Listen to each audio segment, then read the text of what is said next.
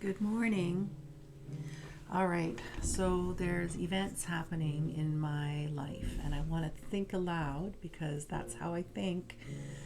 And the topic is pretty deep, so I think that my experience and my thinking process might be helpful.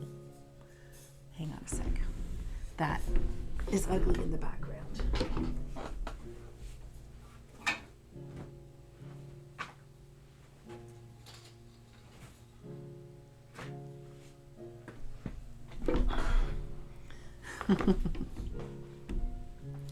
Okay, so here's what I'm thinking about.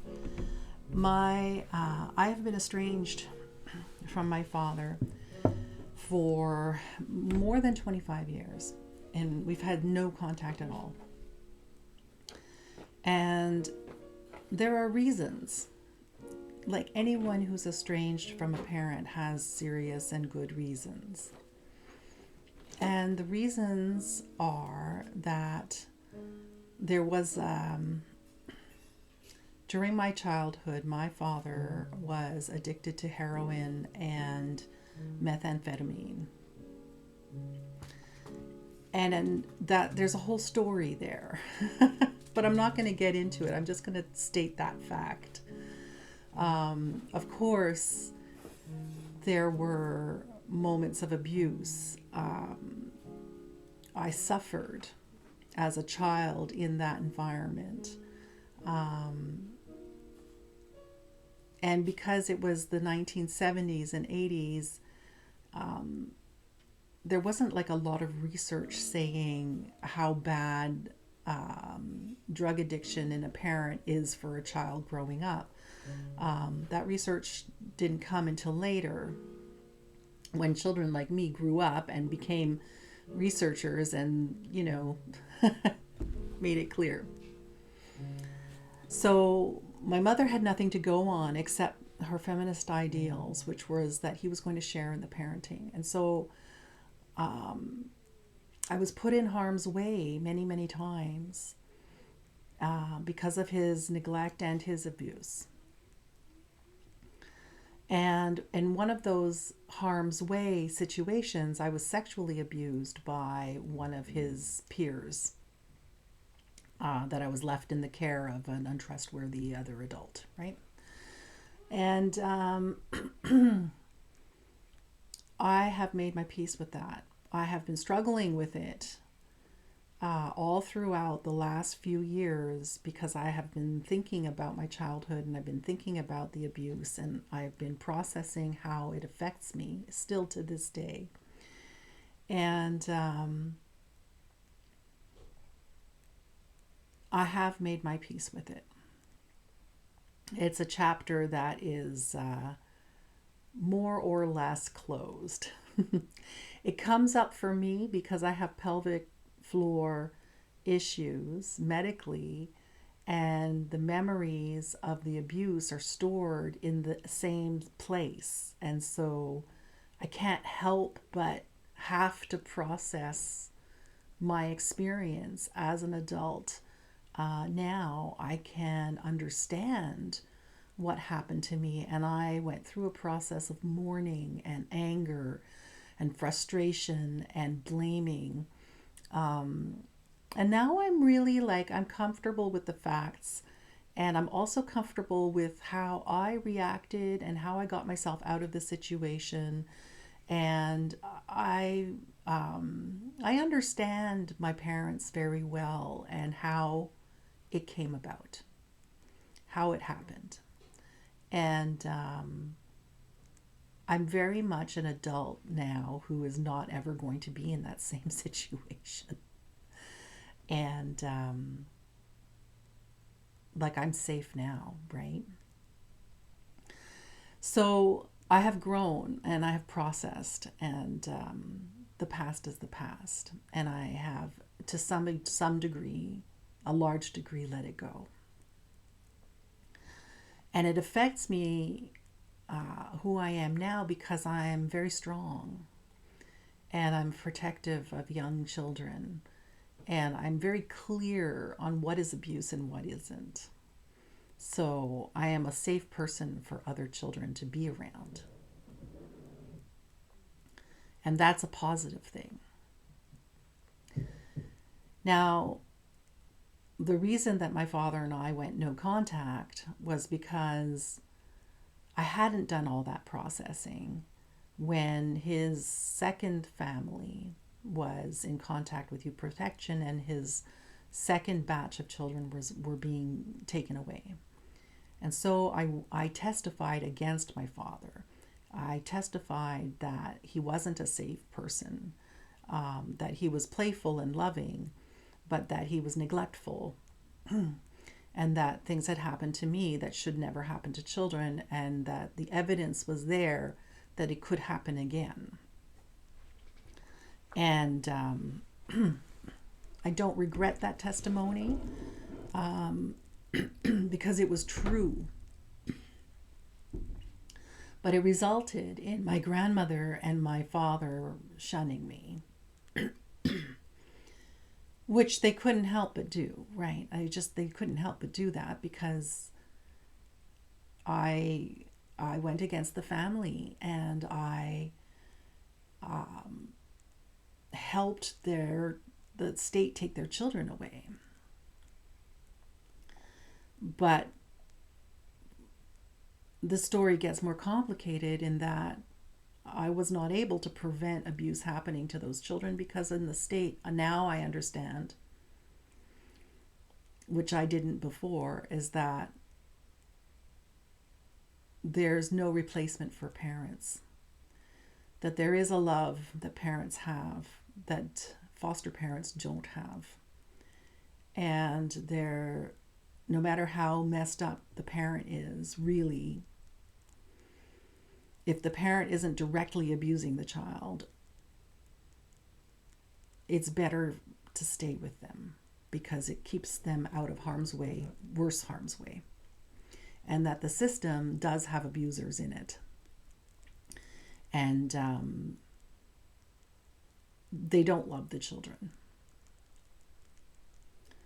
So years went by, and I fell out of contact with the children as well because of the whole mess, the whole system.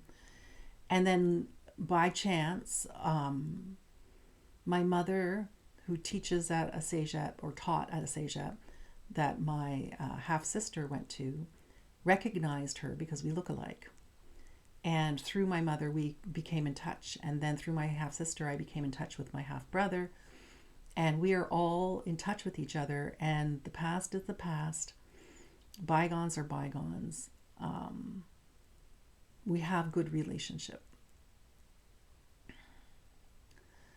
And that is a joy to me, a real joy, because my sister is a wonderful person. And so is my brother. They're both very blessed, kind people. And their karma is their karma. I participated in that. And but I wasn't alone, right? Whether I had testified or not, those children would have entered the system, is what I'm saying. We all know it. And then of their own accord, they both cut ties with my father, or their father as well, in time, because he's an unmanageable person. And even though the addiction switched from methamphetamine to heroin to methadone, there's still weed and beer, of course, and but there's still the mentality of delusion and self-centeredness and grandiosity. There was still that, and a lot of avoidance of responsibility for the things that had happened, and a lot of his own story being foremost in his mind, right? And him being the hard done by one, right? So not possible to really have an honest and authentic relationship with him up until possibly now. And so what has happened now is that in the spring, his partner died. And he was unable to cope. And so though he found her, he didn't report it because of whatever his story and delusions are. He was not with it enough to know what to do. And the consequence is that she was undiscovered for many, many, many days, possibly more than a week. And she rotted, which is horrible. It's quite awful. And so the landlord did discover her, and the funeral arrangements were all made by her children, her first son, who's not related to me, who's my age, who also grew up in the system, and the two younger ones who are related to me, who are my half-brother and half-sister. And I and my mother all participated in making sure that she was cremated and buried in the family plot and sent off. And through that process, the older son came, who doesn't have a history with my father, came into contact with him and has had contact with him over the years and has become like an intermediary. And through him, the message was sent from my father to my mother to contact him. And so she did. The contact information was a mission that specializes in housing unhoused seniors. So he's living in a shelter right now. And she went down to meet him, and they wouldn't give her any information or anything, and she could only leave him a note. But as she was leaving the place, she saw him, recognized him, and they went for coffee and they talked for an hour. And through my mom, she's like, there's something akin to dementia happening. He's still confused and full of grandiose delusions, like he's going to win $1 million and give her half of it, for instance, right? That kind of thing. But he's very clear about the past, and he remembers me as a baby, and they shared memories of their good times together, you know. And I feel like it's time for me to get in touch again and meet with him, because I don't have any hard feelings left. Though he might have hard feelings against me, although she says that he didn't seem to. But when he sees me, maybe he will. So we're going to meet. I don't know how and when yet, but I'm open to it. And my mom is in the process of arranging it. And my mom will be with me. And I still love my dad.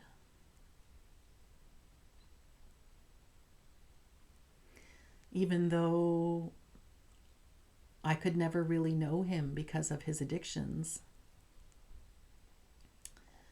Even though now I won't know him because of his mental state. I do know that just like all of us, regardless of everything that he has done, regardless of everything that he thinks or anything that he says, he has bodhicitta. He has Buddha nature. He is a human being. He's not a monster. And for that reason alone, I want to give him the comfort of knowing that he's not viewed as a monster and that everything is okay between us as long as he wants it to be.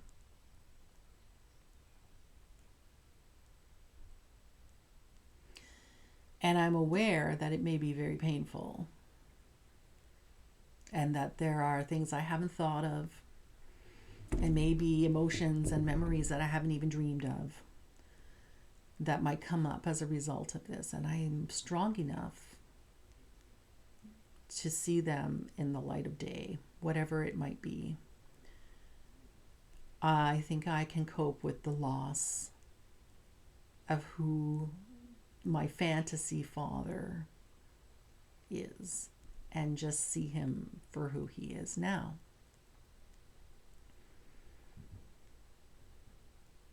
So that's what I'm up to.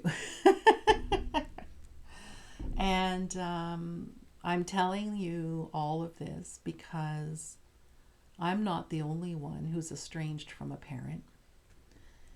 I'm not the only one who has a story like mine.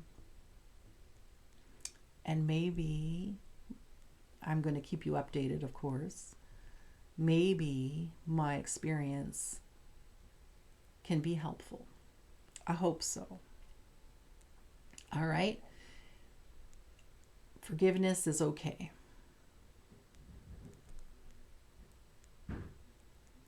All right, that's it. I hope you got something out of it. I love you all. Bye now.